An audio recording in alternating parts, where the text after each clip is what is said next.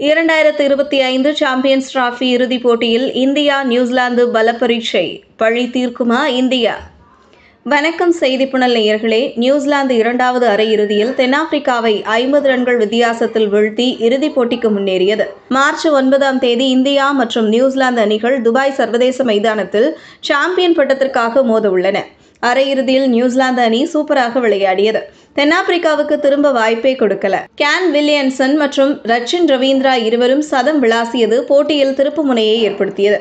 Williamson 102 ரன்களும் Rachin 108 ரன்களும் எடுத்தனர். அதனால New Zealand அதிகபட்சமாக 362 ரன்கள் குவித்து சாதனை படைத்தது. ஐசிசி சாம்பியன்ஸ் டிராபியில் இந்த ஸ்கோர் தான் அதிகபட்ச ஸ்கோர் என்பது குறிப்பிடத்தக்கது.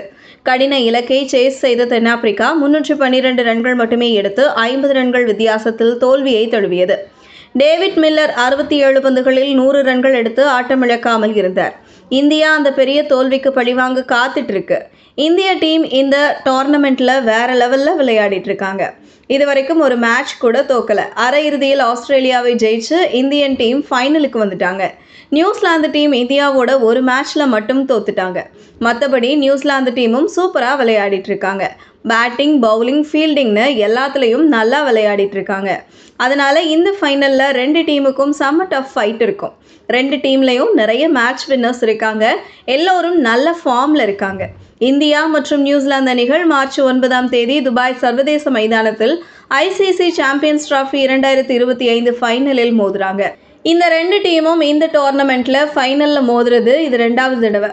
2000ஆம் ஆண்டு நடந்த ஃபைனல் மேட்ச்சில் நியூசிலாந்து அணி இந்தியாவை 4 விக்கெட் வித்தியாசத்தில் ஜெயிச்சிட்டாங்க. கிறிஸ் கிரெயின்ஸ் 102 ரன்கள் அடித்து வேற லெவலில் விளையாடினார். அந்த மேட்ச்சில் இந்திய டீமோட கேப்டன் சௌரவ் கங்குலி அந்த பெரிய ஃபைனலில் கங்குலி 117 ரன்கள் அடித்து செஞ்சுரி அடித்தார். சச்சின் டெண்டுல்கரும் சூப்பராக விளையாடி 69 ரன்கள் எடுத்தார். இந்த தொடர் முழுவதும் இந்தியா துபாய் சர்வதேச கிரிக்கெட் மைதானத்தில் விளையாடி வருகிறது.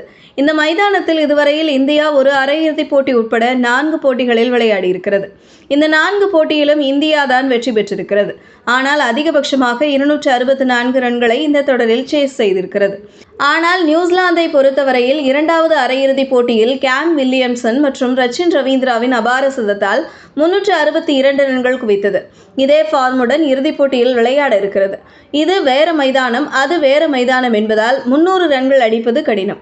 கடந்த 10 ஆண்டுகளுக்கு முன்பு இந்த மைதானத்தில் நடந்த ஒரு நாள் போட்டியில் பாகிஸ்தானுக்கு எதிராக இங்கிலாந்து 355க்கு 5 ரன்கள் குவித்தது.